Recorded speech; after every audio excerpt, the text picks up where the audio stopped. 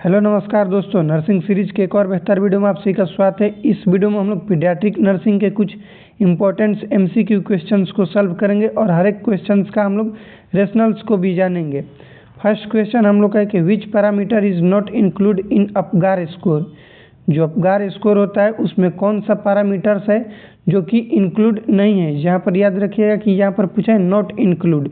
Apgar score जो होता है इसमें टोटल 5 इसके पैरामीटर्स है जो कि हम लोग अपगार से ही याद रखते हैं। इसमें है A P G A R. ए का मतलब होता है अपीयरेंस, पी का मतलब होता है पल्स, जी का मतलब होता है ग्रीमेस और ए का मतलब एक्टिविटी, आर का मतलब होता है रेस्पिरेटरी एफर्ट। अपगार स्कोर में कभी भी रेस्पिरेटरी रेट नहीं होता है, रेस्पिरेटरी एफर्ट होता है, इसको आप लोग याद रखिएगा। अपीयरेंस जो होता है हम लोग कार्डियोपल्मोनरी सिस्टम को देखते हैं। हार्ट और लंग्स जो होता है उसके स्किन का अपीयरेंस को देखते हैं जिसको हम लोग बोलते हैं अपीयरेंस। पल्स हम लोग देखते हैं। उसके बाद ग्रीमेस का मतलब होता है कि बोल सकते हम लोग कि रिफ्लेक्स को देखते हैं। एक का मतलब एक्टिविटी देखा जाता है और रेस्पिरेटरी एफर्ट देखा जाता है कि क्या है, रेगुलर है इरेगुलर है, इसको हम लोग देखते हैं। पूछा जा रहा है कौन सा नहीं है, तो यहाँ पर ब्लड प्रेशर अपगार स्कोर में इंक्लूड नहीं होता है, इसको भी आप लोग याद रखिएगा। इस क्वेश्चन का राइट आंसर ऑप्शन डी हो जाएगा। नेक्स्ट हम लोग का क्वेश्चन है कि the golden minute in neonatal resuscitation refer to. Neonatal resuscitation क्या होता है हम लोग इसको जानेंगे। तो जो भी न्यूबॉर्न बेबी है जिसको बोल सकते हम लोग कि हाई रिस्क पर है, जिसको हम लोग को इंटूबेट करना या फिर किसी भी सपोर्टिव की ज़रूरत हो, तब हम लोग न्यूनेटल रिसक्सिटेशन यूज में लेते हैं। इसका सीक्वेंस याद रखिएगा, TABC होता है, TABC। टी का मतलब होता है टेम्परेचर, ए का मतलब एयरवे, बी मतलब ब्रीदिंग और सी का मतलब होता है सर्कुलेशन। ये सीक्वेंस से आप लोग याद रखिएगा। टेम्परेचर लेते हैं, नॉर्मल टेम्परेचर होता है 36.5 टू 37.5 डिग्री सेल्सियस में होता है। उसके बाद उसके हम एयरवे को असिस्ट करेंगे, ब्रीथिंग और सर्कुलेशन को। पूछा जा रहा है कि गोल्डन मिनट क्या होता है, तो बोलेंगे हम लोग कि फर्स्ट जो मिनट होता है आफ्टर बर्थ उसको हम लोग बोलते हैं गोल्डन मिनट्स। किसके लिए, तो न्यूनेटल रिसक्सिटेशन के लिए। इस क्वेश्चन का राइट आंसर ऑप्शन बी हो जाएगा। नेक्स्ट क्वेश्चन हम लोग का है कि normal axillary temperature of a newborn का नॉर्मल एक्सिलरी टेम्परेचर क्या होता है, तो हम लोग अभी जाने कि ऑप्शन बी इसका होगा 35 टू 37 डिग्री सेल्सियस। अब हम लोग जानते हैं कि 35.6 से 36.5 डिग्री सेल्सियस यदि कम होगा तो इसको हम लोग बोलते हैं हाइपोथर्मिया। और यहाँ पर भी पूछा जाता है कि माइल्ड, मॉडरेट और सीवियर से रिलेटेड हाइपोथर्मिया। तो याद रखिएगा कि लेस देन 32 होगा तो उसको हम लोग बोलते हैं सीवियर हाइपोथर्मिया। लेस देन 32 होगा तो क्या बोलेंगे, सीवियर हाइपोथर्मिया। और 32 से हम लोग बात करें कि कितना, तो 33 तक, तो ये मॉडरेट और माइल्ड होता है। हम लोग बोल देंगे कि 35 से लेकर के 36 तक ये जो होता है माइल्ड होता है। माइल्ड, मॉडरेट, सीवियर वाला क्वेश्चन पूछा जाता है तो हम लोग बोलेंगे कि लेस देन 32 जो भी न्यूबॉर्न का बॉडी टेम्परेचर होता है तो उसको हम लोग बोलते हैं सीवियर हाइपोथर्मिया। नेक्स्ट क्वेश्चन है कि a newborn weight less than 1500 gram is classified as. यहाँ पर न्यूबॉर्न का वेट से रिलेटेड क्वेश्चन है। नॉर्मल वेट कितना होता है, तो हम लोग बोलेंगे कि 2.5 से 3.5 kg, 2.5 से 3.5 kg नॉर्मल होता है। 2.5 से कम होता है तो उसको हम लोग बोलते हैं LBW, लो बर्थ वेट। LBW मतलब कि लो बर्थ वेट, इसको हम लोग बोलते हैं। इसमें पूछा जा रहा है कि 1500 ग्राम से कम होता है तो इसको हम लोग क्या बोलते हैं। तो इसमें 3 कंडीशंस होता है। एक होता है कि हम लोग बोलेंगे कि लेस देन 2500 ग्राम, ठीक, और एक होता है कि लेस देन 1500 ग्राम, और एक होता है लेस देन 1000 ग्राम, ठीक। ये इसको हम लोग बोलते हैं लो बर्थ वेट, और इसको बोलते हैं हम लोग वेरी लो बर्थ वेट, और इसको बोलते हैं एक्सट्रीम। याद रखिएगा, 2500 से कम होगा तो इसको बोलेंगे LBW, लो बर्थ वेट, और 1500 से कम होगा वेट तो इसको हम लोग बोलते हैं वेरी लो बर्थ वेट, और 1000 ग्राम से कम होगा तो इसको बोलते हैं एक्सट्रीम लो बर्थ वेट। इस क्वेश्चन में पूछा गया 1500 से कम तो इसको हम लोग क्या बोलेंगे, very low birth weight. Option B इस क्वेश्चन का राइट आंसर हो जाएगा। नेक्स्ट क्वेश्चन है क्रैमर्स रूल्स जो है किस चीज़ के लिए यूज़ में लिया जाता है? तो जो क्रैमर्स रूल्स है ये हम लोग जानते हैं कि न्यूनेटल जॉन्डिस जो होता है उसको डायग्नोसिस करने के लिए रूल लिया जाता है यूज में। अब ये क्या होता है इसको हम लोग जान लेते हैं कि क्रैमर्स रूल्स के अकॉर्डिंग क्या होते हैं। तो इसमें बॉडी में हम लोग बोल सकते हैं कि जो भी येलोइश डिस्कलरेशन होता है जो कि जॉन्डिस की वजह से होता है उसके अकॉर्डिंग हम लोग असेसमेंट करते हैं स्किन का कलर देखकर कि येलो कहाँ तक है। स्टेज 1 जो होता है उसमें हेड और नेक इंक्लूड होता है। हेड और नेक फेस भी उसी में आ जाएगा जिसको हम लोग बोलते हैं स्टेज 1। इसमें 4 से 6 mg/dl क्या होता है तो बिलिरुबिन का लेवल रहता है। स्टेज 2 की हम लोग बात करें तो बोलेंगे कि चेस्ट और से एब्डोमेन तक रहेगा। कहाँ से? चेस्ट से एब्डोमेन तक रहेगा। अपर बोल सकते हैं हम लोग उसको बोलेंगे अपर एक्सट्रीमिटीज तक, इसको स्टेज 2 बोलते हैं। इसमें बिलिरुबिन का लेवल 10 होता है, 8 से 10 mg/dl। स्टेज 3 में होगा कि लोअर एक्सट्रीमिटीज थाई जो भी एरिया है स्टेज 3 में रहेगा, ठीक, लोअर एक्सट्रीमिटीज में, जिसमें बिलिरुबिन का लेवल 12 से 14 होता है। स्टेज 4 में क्या होता है कि आर्म्स और लेग, लोअर लेग और आर्म्स जो भी है ये रहेगा स्टेज 4 में। स्टेज 5 पूछा जाता है तो पाल्म एंड सोल, हाथ में जो पाल्म्स होता है और लेग में सोल्स है ये स्टेज 5 में होता है। पूछा जाता है कि स्टेज 5 में कितना बिलिरुबिन लेवल होगा तो याद रखिएगा मोर देन 15 होगा स्टेज 5 में, इसको याद रखिएगा। इससे रिलेटेड जॉन्डिस, न्यूनेटल जॉन्डिस से रिलेटेड एक और क्वेश्चन पूछा जाता है कि कर्निक्टेरस क्या होता है? कर्निक्टेरस क्या होता है तो हम लोग बोलेंगे कि बिलिरुबिन लेवल मोर देन 20 हो जाता है, बिलिरुबिन का लेवल 20 ले ज़्यादा हो जाता है और ये बिलिरुबिन जो है ब्रेन तक पहुंच जाता है, ब्रेन तक रीच कर जाता है। इस कंडीशन को हम लोग बोलते हैं कर्निक्टेरस, ठीक। और एक और होता है इक्टेरस, इसको भी याद रखिएगा, इक्टेरस क्या होता है कि बिलिरुबिन आँख में हम लोग का जो भी स्क्लेरा है उसमें देखने को मिलता है तो उसको हम लोग बोलते हैं इक्टेरस। कर्निक्टेरस बिलिरुबिन लेवल 20 ले ज़्यादा हो जाएगा और ब्रेन तक रीच होगा, उसको हम लोग बोलते हैं कर्निक्टेरस। और इक्टेरस कहाँ पर दिखता है तो स्क्लेरा पर दिखता है, स्क्लेरा पर दिखेगा तो इसको हम लोग बोलते हैं इक्टेरस, इसको याद रखिएगा। नेक्स्ट क्वेश्चन है कि surfactant deficiency seen in. Surfactant हम लोग बात करें कि क्या होता है तो बोल सकते हैं कि ये सब ऐसा चीज़ है जो कि हम लोग बोलेंगे कि लंग्स को मैच्योर करता है। लंग्स को मैच्योर करने वाले चीज़ वो है जो कि बोलते हैं हम लोग इसको सर्फेक्टेंट।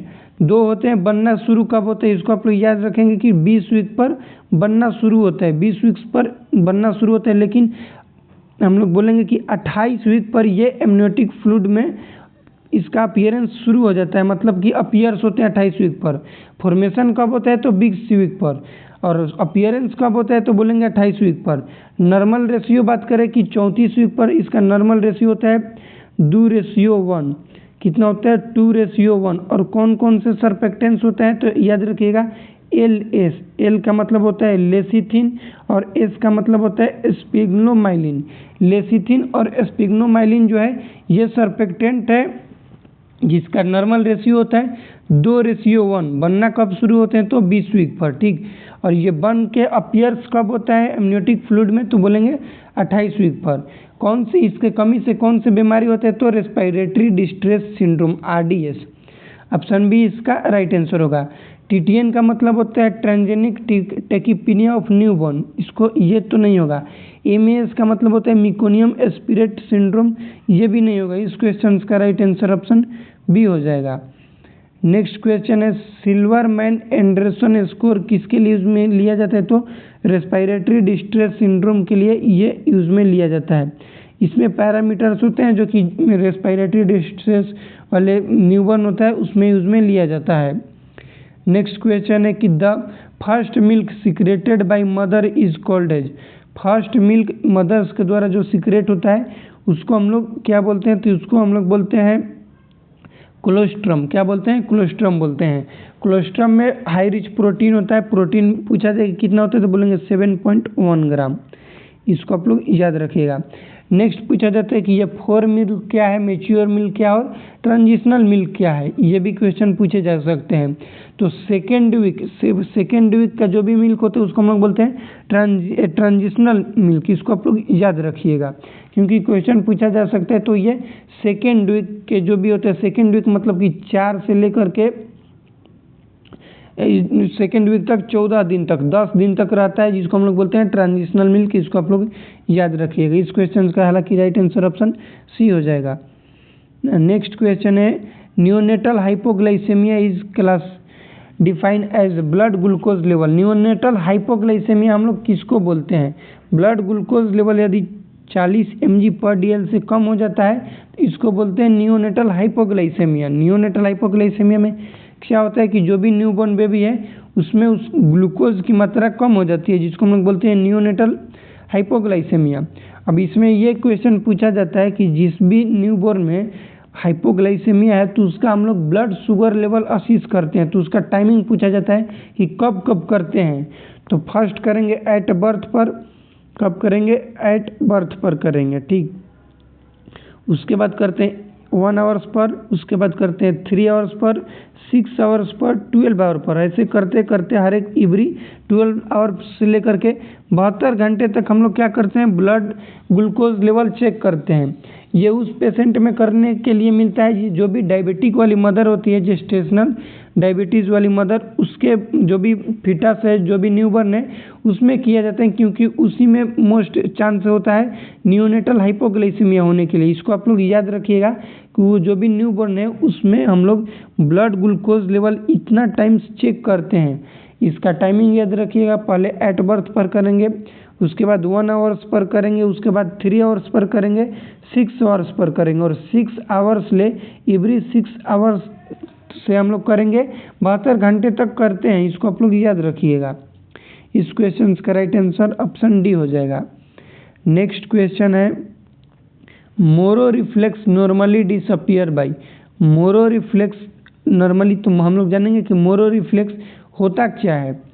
तो ये देखिए इमेज है मोरो रिफ्लेक्स का। इसमें क्या होता है कि जो भी एग्जामिनर है, कोई भी एग्जामिनर रहेगा तो वो क्या करेगा कि एक हाथ से ये जो भी न्यूबॉर्न है इसके नेक को सपोर्ट करेगा और एक हाथ से इसके बैक को सपोर्ट करेगा, और जो भी नेक को सपोर्ट किया हैंड से उस हैंड को हटाएगा तो ये न्यूबॉर्न शो करेगा।